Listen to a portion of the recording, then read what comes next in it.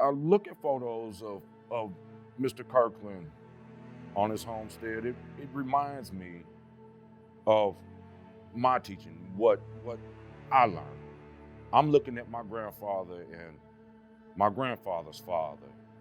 Did my grandfather see the work that Mr. Kirkland was putting in? How much he could take a small amount of space and maximize it? Is that what my grandfather saw to show me? My grandfather was born and raised in southern Boone County, which is the old Three Creeks settlement. And he farmed throughout his lifetime. He worked cooking jobs and owned a few restaurants throughout Boone County and Howard County. And he would farm to kind of subsidize some of his vegetables in the restaurant and then run small produce stands. And he taught my fathers and my uncles, and which they taught me. Henry Kirkland is probably one of the most successful business people in Columbia's history. He was an extremely accomplished farmer and educator, and on top of all of that, he was born into slavery and was denied many opportunities for education and advancement, but he's somebody who persisted through all that and became extremely successful and one of Columbia's greats. So Kirkland's story is inspirational. He's somebody who faced adversity, he faced the naysayers, and he pushed through and he broke barriers. He was the first African American to teach at the university, even if they didn't let him inside the building. And he did what he needed to do, and he bettered himself and he taught himself when there were not really other options for him. In June of 1858, on a farm in Boone County, Missouri, an infant boy was born to his enslaved mother, Jane. Despite the oppression and discrimination every person of color faced in late 19th century America.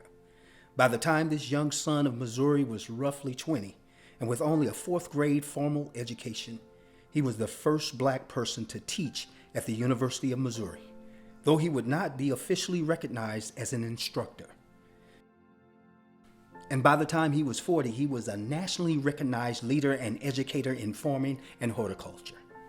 He was a prodigy who, against all odds, became a self-made businessman, educator, and philanthropist. His name was Henry Kirkland, and this is his story. It is believed that in the spring of 1872, when young Henry is a 13-year-old, he is hired as one of 30 young roustabouts at the farm of retired Boone County Sheriff and Civil War Union General Joseph Douglas Sr.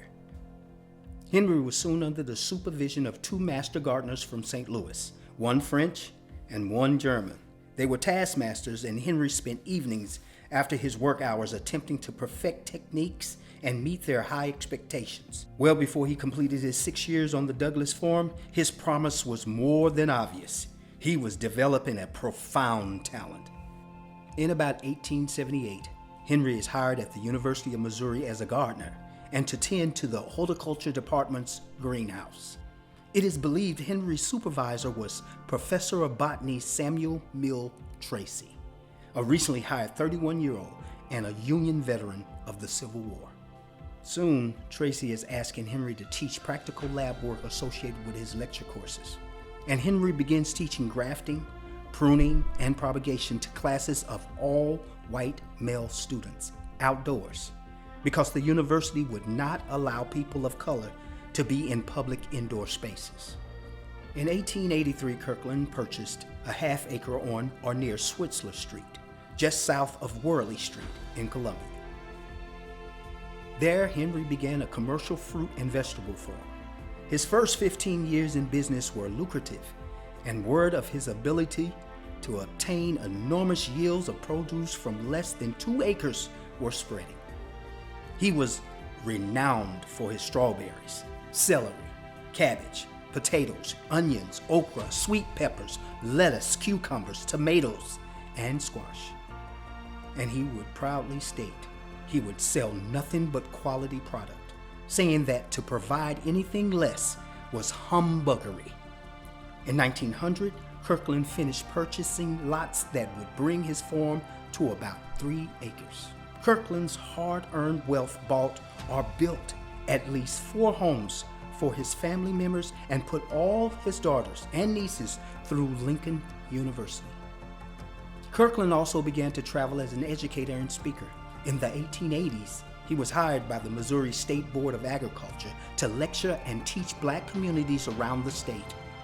Henry firmly believed in gardening and farming as a black individual's path to economic independence.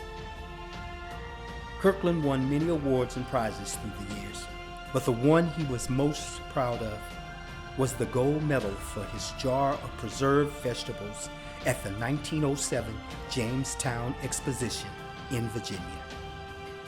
The exposition was attended by hundreds of thousands. The exposition was naturally segregated, and Kirkland and other black exhibitors were featured in what was called the Negro Hall. The event was of such importance that President Theodore Roosevelt toured the exposition. In 1913, Kirkland spoke at the National Negro Business League meeting in Philadelphia, where he also answered questions on farming from Booker T. Washington. In 1938, Henry Kirkland died at the age of 80. His final resting place was in an unmarked grave in the Columbia Cemetery, until, in 2020, a group raised money to erect a headstone at his burial site. In 2021, the university that once left his names off its faculty rolls named a state-of-the-art plant science laboratory in honor of Kirkland. Kirkland was an active and generous member of his community. He was a lifelong member of the St. Paul AME Church, a Mason, a regular donor to bond drives during World War I, and he often paid for the young people's educations at Lincoln University. Henry's legacy lives on today at the Columbia Center for Urban Agriculture, and he would be proud of his descendants, nearly all of whom are college graduates. Certainly, he was the dream and hope of his mother Jane. His hands were his tools in dust and dirt, and like dust and air, he rose, self-made, with a passion for learning, teaching, and sharing. Ladies, gentlemen, and esteemed friends, please welcome into the Boone County Hall of Fame, Henry Kirkland.